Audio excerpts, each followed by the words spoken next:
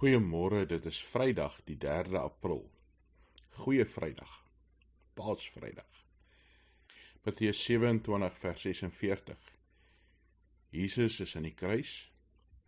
En dan teen ongeveer die 9de uur het Jesus met 'n harde stem uitgeroep: Eli, Eli, lama sabachthani.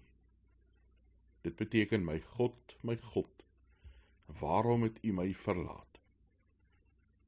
En dan 1 Petrus 2 vers 24.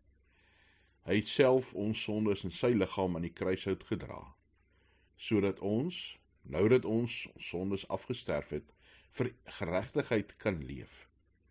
Hy deur wie se verwonding julle genees is.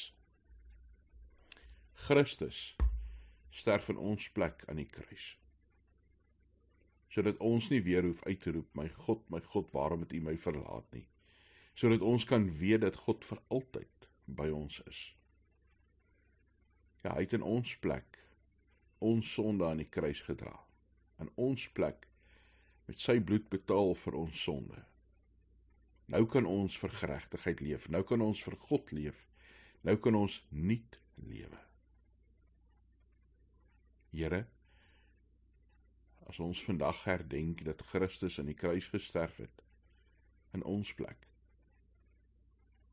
mag ons op 'n besondere manier gevul word, Here, met dankbaarheid, met 'n besef van U liefde, Here, maar ook met 'n besef van wat dit U gekos het om ons U kinders te maak.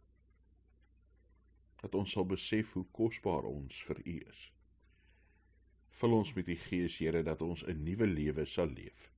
'n lewe van geregtigheid, 'n lewe wat U verheerlik en U naam groot maak.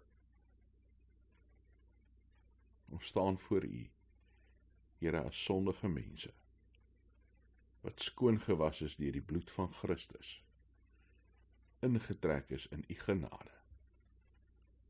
Mag ons dit uitleef na die wêreld daar buite. Amen.